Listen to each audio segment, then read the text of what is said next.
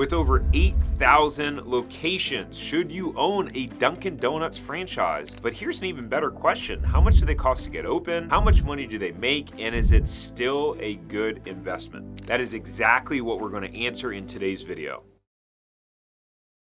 If you're new here, my name is Tarek Johnson. I'm the CEO and founder of Franchise Empire, where we have helped hundreds of individuals find, vet, and launch proven money-making franchises. And in these franchise breakdown videos, we take some of the most popular franchise brands out there, we dig up what their startup costs are, how much sales their owners are making, and if these are actually good investments for you and I. So if you like this style of video and you don't want to miss out, right? You don't want to miss out on more videos that we make like this, and make sure to subscribe below. If you like the video, press the thumbs up button. It helps the YouTube algorithm to push the video out to more and more people. It's completely free. It doesn't cost you anything. Actually, we're gonna automatically bill you $5 when you press the like button. I'm just kidding, we don't. So press it and let's dive into the video. All right, so before we jump into the startup costs and how much money these locations are making, let's go back and understand how Dunkin' Donuts even got their start. It was actually founded in 1950. 1950, guys. I want you to think about this for a second, because everyone and their mom nowadays, they want to make money right away in a business. They're like, I want to start a business and I want to replace my income in year one. I want to build this empire in year two, year three. Guys, the biggest brands that we see every day have been around for 50, 60, 70 years. The most powerful lesson in business is time compounded. Anyway, so this guy, William Rosenberg, 1950, he originally opened up something called Open Kettle. So that's what it was called. Imagine if you just saw open kettles everywhere around. It's not quite as catchy, right? So in 1955, just 5 years after his start, he actually rebranded to the name Dunkin' Donuts. It's so much catchier. As I'm saying this, I'm thinking about the lesson of that it's okay to pivot. It's okay to make different decisions as you're going about starting your business. Sometimes you gotta change the logo. Sometimes you gotta change the name. And actually, again, just a few years ago, Dunkin' Donuts pivoted away from donuts, dropping the donuts and rebranding just to Dunkin', because they wanted to be known more for their beverages and not just a donut shop. And one of the things that's interesting about Dunkin' is that they were one of the first coffee chains to actually offer self-service coffee stations. So years ago, this wasn't a thing. I mean, you'd go up to the counter, someone would fill up your coffee. You didn't have these self-service coffee stations. So they started to do things different, and that was part of what set them apart, as well as being an innovator in the drive-through space for coffee. There wasn't really a large presence of coffee shops doing that at that time. So let's talk about startup costs. How much money would it cost you if you wanted to go out there and open your own Dunkin' Donuts? Well, it depends. It depends on if you're going to do a freestanding drive-through location, right? You've seen those in the shopping centers. Or if you're going to do what's called an inline unit, right? Inline is when you're just in a shopping center and you're next to other spots and there's no drive-through. You're just, in line in the shopping center. So a freestanding restaurant, that's going to set you back about $526,000 to $1.8 million to get up and open. If you're looking at being in line in a shopping center, you're talking about between $437,000 and $1.33 million.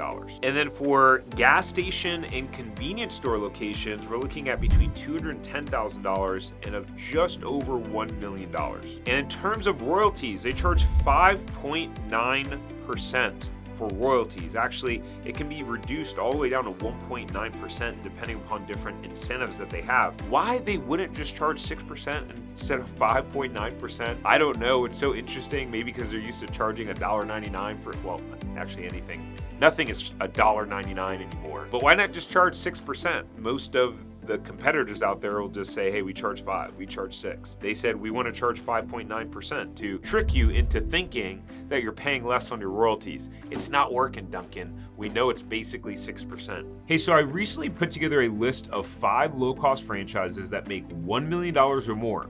If you want to see that list, then click the link below in the description or go to franchiseempire.com/low cost. Let's get back to the episode. Anyways, their advertising fee is actually 5% of their sales. And so again, in these big name franchises, you're gonna pay a lot more in an advertising fund. Why? Because they're spending tens of millions, if not hundreds of millions of dollars every year doing commercials, on billboards, doing brand deals, driving people into these stores. so you're going to pay for it. So in terms of sales, how much money are these bad boys making? Before we get into that, I actually did a video. I actually have a friend who has owned over 30 Dunkin' Donuts franchises, and he has a pretty significant operation. So we actually sat down and did a full podcast episode diving into what his journey has been to getting to own all of those Dunkin' Donuts locations, how he grew his portfolio, different pros and cons about owning all of those different Dunkin' Donuts. So if you want to watch that video, we will drop a link down below so you can check out that entire podcast. In terms of average sales, so based on 2024 performance, we can see that all restaurants combined have average sales of $1.3 million, at least for what's disclosed in the FDD, the franchise disclosure document. And we can see that the bottom quartile, right, the bottom 25% of owners, they only average about $646,000 in sales.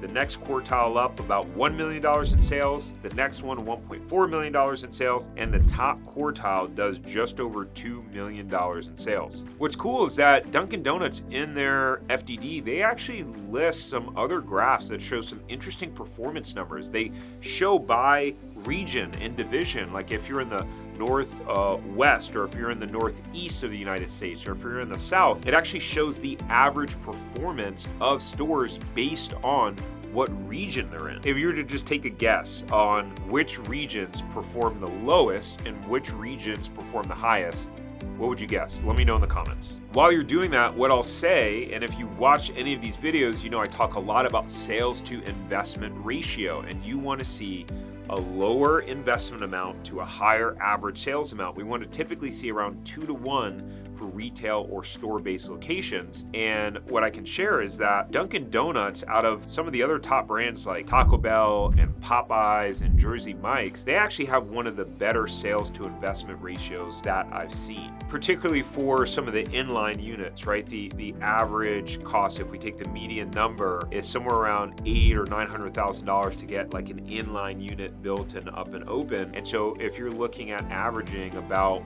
$1.3 million in sales, that's about a 1.5 sales to investment ratio. Some of the other ones had less than a 1. Some had only a 1-to-1. Really, we're looking for 2-to-1, but still, that's definitely one of the better numbers. And generally speaking, I think beverages can be very, very popular. Like the cost of coffee, think about it. Think about how cheap it is to make coffee as opposed to sandwiches. So the lowest performing region at $953,000 in average sales is actually what they call the South Central region. I have no idea what that is because they don't really explain what those regions are, but clearly it's in the South. So that's interesting to me that I guess, I don't know, maybe when it's cold out or when it's hot out, people don't want hot coffee, but they have a ton of iced coffee too. So I really don't get it. But to stick to that thought process, the top performing region is the Northeast New England region with average sales of about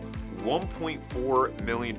So that must show that, hey, when it's cold out, people want a nice hot coffee. So if you stayed until the end, you probably enjoy these sort of videos where we talk about the startup costs and the earnings and just interesting points around these popular franchises. And right here, you can go watch a whole playlist where we've broken down other franchises that you see every single day, and we break them down in the same way. So go check that out and make sure to subscribe before you go. We'll see you on the next one.